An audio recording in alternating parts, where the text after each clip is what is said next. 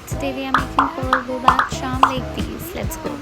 So first we'll take a nylon wire. In the middle we'll attach this top knot, that is this golden thingy. Now we'll take one pearl bead and crisscross the wire through it. This will be the center of the bow. Like this. Now we will start by threading the beads into the wire, equal on both sides.